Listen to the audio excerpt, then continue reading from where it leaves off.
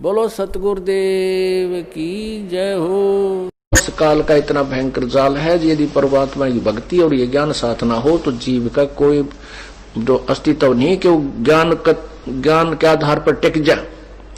एक ऋषि था,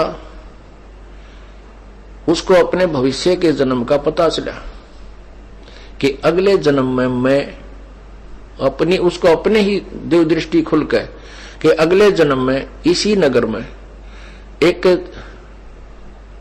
व्यक्ति के घर जो सूर है, सूरी है, उस सूरी के घर के पेट गर्भ से मेरा जन्म होगा और उस सूरी के माथे पर गांठ है अच्छी मोटी और उसके ही गर्भ से मेरी मृत्यु के बाद उसके गर्भ से जन्म होगा और मेरे सिर के ऊपर एक बहुत काला सा मोटा एक अलग से निशान होगा। तो उसने अपने बच्चों से कहा, बेटा मेरी मृत्यु होगी, मृत्यु के बाद मैं उस व्यक्ति के घर जो सूरी है ऐसी उसकी गांठ है और मैं उसके घर जन्म लूंगा। एक काम करिए तुम, उसने मोल लेकर उस बच्चे को मोल ले लेना और मुझे मार देना, उसको मार देना, मेरी मोक्ष हो जाएगा। वो सूअर का जो जीवन है मेरा खत्म हो जाएगा, बहुत बुरा होगा। तो वो कहने लगे, पिताजी जैसे आप कहोगे हम वैसा कर देंगे। उन्होंने बार बार कहा, बेटा देख कर दे तुम लालच कर जाओ, यह मेरी अंतिम प्रार्थना अवश्य करना। वो बच्चे बोले, पिताजी आप निश्चिंत रहो, क्या आप हम इतना भी नहीं कर सकेंगे आपके लिए, उसके लिए 5-4 अन्य रुपये 2 रुपये का वो सूअर का बच्चा नहीं लेंगे, आप निश्चिंत हो जाओ। वो कुछ ऐसे हफ्ते 10 दिन पाछो बूढ़ा मर गया ऋषि जी और वो ताक में रहे उस सूरी के ब्याने की। वह महीने 2 महीने में 6 महीने हुआ सूरी ने बच्चे दे दिए। वह जो गांठ थी शर्मन्यारी दिखे थी, उसके वही बच्चा हुआ जिसके सिर के ऊपर एक काला सा अच्छा निशान था। तो वो सूअर का बच्चा फिर अपने उन बहन भाइयों के अंदर मस्ती, उसका ऊपर का नीचे का लोट मारा, उनसे साथ खूब प्रेम से रह रहा है। अब वो बच्चे गए उस व्यक्ति से कहा, भाई ये बच्चा हमने मोल दे दे तू। उसने कर लिया, सौदा ले लिया।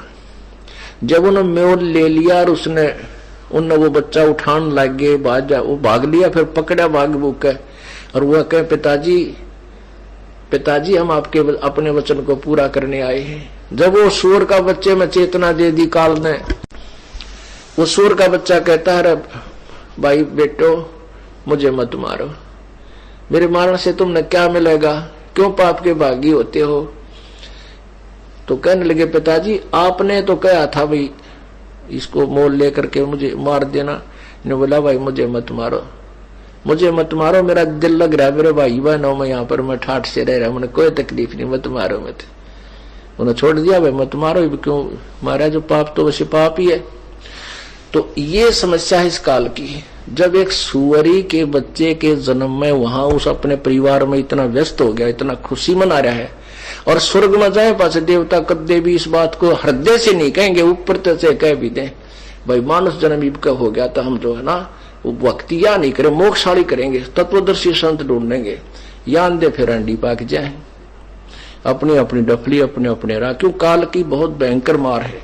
तो ये वहां पर हृदय में कसक के भगवान ये तो गलत स्थान पर आगे तड़फेगा, वो एकाध ही होता है।